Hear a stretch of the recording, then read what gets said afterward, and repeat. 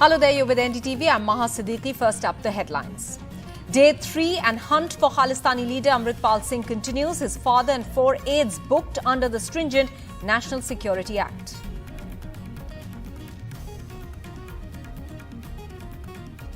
India lodges strong protest with the US and UK over the vandalism of the Indian Consulate in San Francisco and the Indian High Commission in London by pro-Khalistani activists. India asks both US and UK to secure diplomatic staff and not allow such incidents to occur again. Fresh attempt at cobbling up a third front, this time by Arvind Kejriwal ahead of the 2024 elections. The Delhi Chief Minister makes a hush-hush move to hold a meeting of 8 opposition parties. NDTV accesses the letter from Kejriwal. PRS leader Kavita's questioning by the Enforcement Directorate ends after 9 hours on Monday. She has to appear again before the Enforcement Directorate for the third round of questioning in the Delhi excise policy-linked money laundering case on Tuesday. Japanese Prime Minister Fumio Kishida announces an expansive new plan for a free and open Indo-Pacific, promising $75 billion in investment across the region by 2030. Kishida condemns Russian aggression in Ukraine once again while in New Delhi, as Russian President Vladimir Putin welcomes his Chinese counterpart in Moscow for his first visit to Russia since the Ukraine war. Union Minister Hardeep Singh Puri says Rahul Gandhi needs to apologize categorically and unequivocally for his London comments as BJP piles pressure on the Congress leader. Says individuals have the freedom to speak outside India but with a sense of responsibility. Interpol has withdrawn the red corner notice issued against fugitive businessman Mehul Choksi. However, the Central Bureau of Investigation, the CBI, the Interpol's nodal agency here in India, is yet to confirm or give any official statement on this decision. The withdrawal of the notice will allow Choksi to travel freely across the world. Let me go across to Neeta Sharma for more details on this. Neeta, how has Mehul Choksi been taken off the red corner notice? See, Maha, people who are familiar with the proceedings say that Choksi had approached the global body, that is the Interpol, last year for a review of his red corner notice, citing his alleged abduction to Antigua and Barbuda. So, on those grounds that he has been removed from red corner notices. However, our notices are yet to be responded by Central Bureau of Investigation.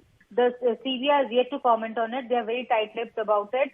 But the order, clearly says that there is a strong possibility that the applicant's abduction from Antigua to Dominica had the ultimate purpose of deporting the applicant to India. So, Mehul Choksi's lawyers are also saying the same thing. But as of now, the CBI is yet to respond to any kind of clarification whether this is correct or not. But reports are saying that Interpol has indeed removed Mehul Choksi from red corner notice. His red corner notice, was issued in 2018, that is December 2018. So now it has been removed. But CBI is yet to respond. Maha? All right, Neeta, getting us those details on the removal of the red corner notice against Mehul Choksi, but CBI is yet to respond to queries.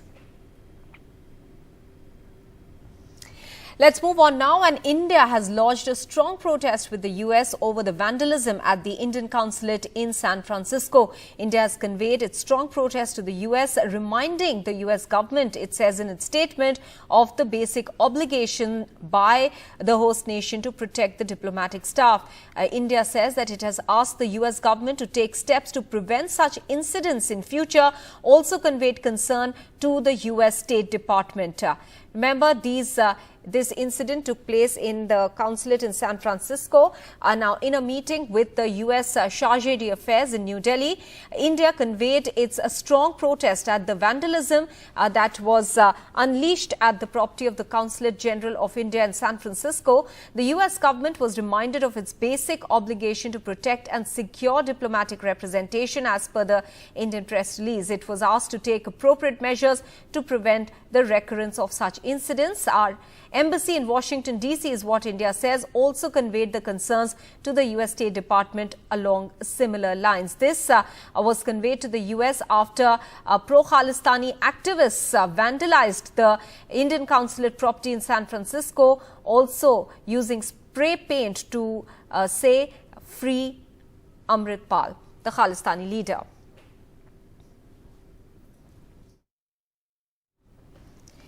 Meanwhile, India has also lodged a strong protest earlier on with the United Kingdom over the vandalism at the Indian High Commission in London. Let's listen into Foreign Secretary Vinay Quatra. With regard to the, UK incident, we have already put out yesterday evening, late evening, India's response to it, in which the UK Deputy High Commissioner was summoned and was, one, demanding an explanation, two, asked the culprits and the perpetrators of what happened at London yesterday to be quickly arrested and prosecuted. We launched a strong protest and also clearly indicated to the British authorities for the need for them to put up adequate security at the UK High Commission.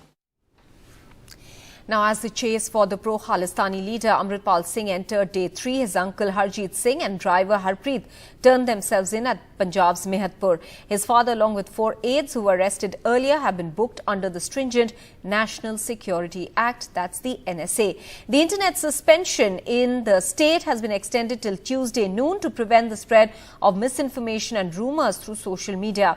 With a fresh FIR citing the Arms Act against the Khalistani leader Amritpal Singh, who's being chased by the Punjab police, the centre seems to be moving in to take over the case as a terror investigation. Top anti-terror body, National Investigation Agency, that's the NIA, may probe the Amritpal Singh case now, and 7 of his aides over the charge of possessing illegal arms. The Arms Act cases are included in the NIA Act. The Khalistani leader has been named accused number 1 in the new case.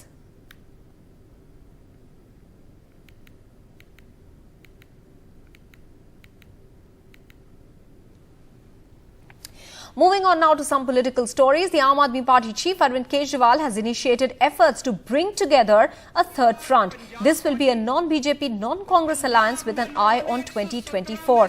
The Delhi chief minister has written to 7 chief ministers inviting them for dinner and to form a progressive group. Megha Prasad has more details. The document that we are putting out is a letter that Mr. Arvind Kejriwal wrote on 5th of this month, and he invited 6 chief ministers, apart from, of course, Bhagwant Mann of his own party. So in total, including him, 8. And in this letter, he actually calls them Progressive Chief Ministers of India, or G8. He prefers to call them as G8, but G8 has not taken off because in this letter, the Chief Minister, he is writing to them. It looks like a political letter, but he is writing this in the capacity of the Chief Minister to other Chief Ministers of the state, inviting them over for a dinner party on 18th of this month and a grand press conference on 19th of March. 18th and 19th are done. These are behind us, and nothing of this sort really was seen. We haven't seen any dinner party. We've not seen a press conference. So what really happened to this attempt by Mr. Kejriwal when he reached out to these 6 chief ministers, 7 chief ministers actually? What really happened? The story here is that we have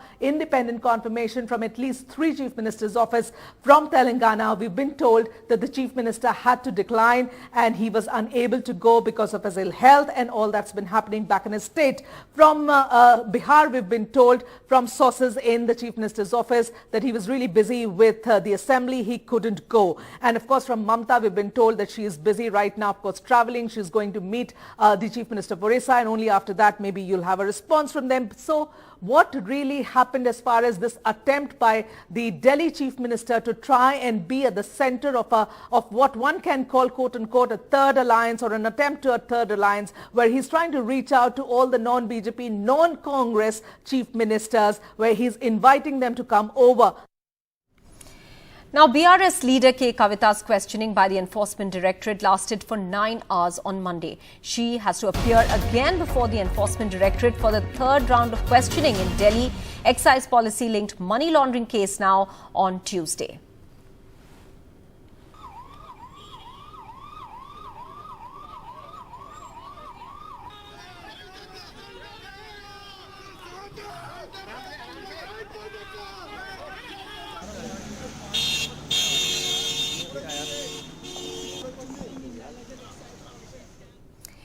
Now, the war of words continues over Rahul Gandhi's UK comments. The BJP is demanding an apology, whereas Rahul Gandhi says that India is not synonymous with Prime Minister Modi.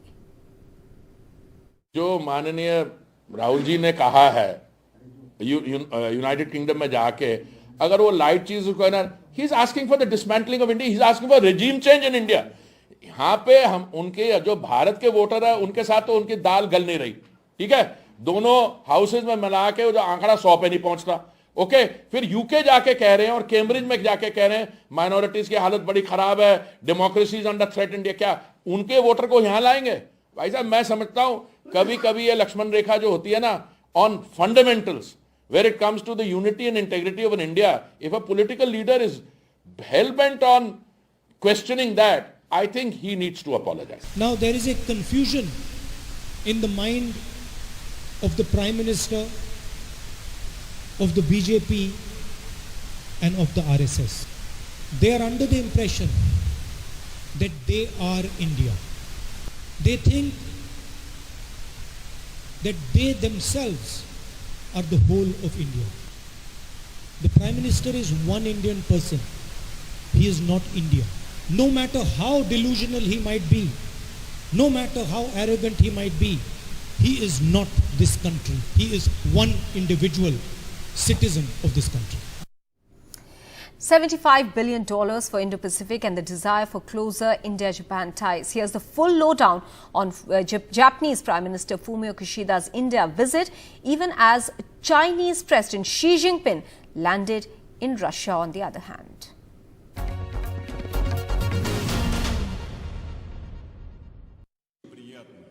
As Chinese President Xi Jinping reached Russia to hold talks with Vladimir Putin, the Japanese Prime Minister Fumio Kishida was in India holding bilateral talks with Prime Minister Modi. Even as China remains a common threat for both India and Japan, Prime Minister Kishida toed the G7 line to draw parallels between the Russian aggression in Ukraine and warning of the vulnerability of the Indo-Pacific, hinting at China's aggression in the region. The people who suffer the most from the erosion of the rule of law in the international community are vulnerable countries and people in vulnerable environments. These principles include respect for sovereignty and territorial integrity and opposition to unilateral changes to the status quo by force. These principles pointed to in the UN Charter should be adhered to in every corner of the world. On this occasion, I reiterate that Japan strongly condemns Russia's aggression against Ukraine. As the two discuss their presidency of G7 and G20, any possible convergence of stand on the Ukraine war remains glaringly unresolved, with not just Russia but even China taking a strident anti-West stand on the matter at the G20 platform. But convergence of thought in Indo-Pacific to counter China remains on track, this time with greater stress on the resilience of semiconductor supply chain. हमने रक्षा उपकरण और technology सहयोग, व्यापार, स्वास्थ्य और digital साझेदारी पर विचारों का आदान प्रदान किया. सेमीकंडक्टर और अन्य क्रिटिकल टेक्नोलॉजीज में विश्वस्त सप्लाई चेन्स के महत्व पर भी हमारे बीच सार्थक चर्चा हुई. पिछले साल हमने अगले 5 वर्षों में भारत में 5 ट्रिलियन येन यानी 3,20,000 करोड़ रुपए के जापानी निवेश का लक्ष्य तय किया था. यह संतोष का विषय है कि इस दिशा में अच्छी प्रगति हुई है. Prime Minister Kishida also pledged $75 billion for the Indo-Pacific through private investments and yen loans. After a day of heavy-duty discussions on security, defense and trade ties as well as regional geopolitics, it was downtime for both prime ministers. And also to cherish the traditional cultural ties based on Buddhism, with PM Kishida visiting the Bal Bodhi tree in the Buddha Jayanti Park in Delhi. In New Delhi, Maha Siddiqui for NDTV. And as we pointed out, this was the same time when Chinese leader President Xi Jinping met Russian President Vladimir Putin in Moscow in what is being seen as a political boost for the isolated Russian president after the International Criminal Court charged him with war crimes in Ukraine. Of late, China and Russia have shown further convergence on the Ukraine war issue. Now, former US President Donald Trump says that he expects to be arrested on Tuesday in connection with a years-long investigation into a hush money case involving adult film star Stormy Daniels. Mike Pence has now reacted on the former president's view on his possible arrest. I'm taken aback at the idea of indicting a former president of the United States. At a time when there's a crime wave in New York City, that the fact that the Manhattan DA thinks that indicting President Trump is his top priority, I think, just tells you everything you need to know about the radical left in this country. It just feels like a politically charged prosecution here. An influential Archbishop in Kerala has offered to help the BJP open its account in the state in the 2024 parliamentary elections if the centre increases the rubber procurement price to 300 per kg. There's now full-blown politics over this issue. At this protest meeting of rubber growers in Kerala's Kannur district, Talasheri Archbishop Joseph Pamplani said the BJP can be reassured of an MP seat in the state if they promise to buy rubber at 300 rupees a kilo. Rubber is selling at 120 rupees per kg against a production cost of 250 rupees a kg. നമുക്ക് കേന്ദ്ര സർക്കാരിനോട് പറയാം, നിങ്ങളുടെ party ഏതുമായിക്കോട്ടെ, ഞങ്ങൾ നിങ്ങളെ vote ചെയ്ത് ജയിപ്പിക്കാം. നിങ്ങൾ റബ്ബറിന്റെ വില 300 രൂപയായി പ്രഖ്യാപിച്ച് ആ റബ്ബർ കർഷകനിൽ നിന്ന് എടുക്കുക. നിങ്ങൾക്ക് ഒരു എംപിയും ഇല്ല എന്നുള്ള വിഷമം ഈ കുടിയേറ്റ ജനത മാറ്റിത്തരാം. The Archbishop was trolled and he clarified that they were willing to support any political party that helped rubber farmers. That is not, they are not supporting the sender. They have made it very clear that the church is not supporting the sender. Church is not supporting the Sangha Parivar. That is not their opinion. The BJP says the Archbishop's statement showed the party is not untouchable for Christian minorities. So this sort of double standards by the Congress and CPM, it shows that their concern is not the cause or the welfare of farmers. Their concern is their vote banks. This comes just a week after Union Home Minister Amit Shah kicked off the BJP's election campaign in Kerala for 2024 from Thrissur. The BJP has been attempting to systematically reach out to Christian groups and leaders. After electoral success in Meghalaya, Nagaland and Goa that have 75%, 88% and 25% Christian population, the BJP is now reaching out to the Christians in Kerala who have so far been seen as voters of the Congress. With SP Babu in Thiruvananthapuram and Nagaraju, Uma Sudhir, NDTV.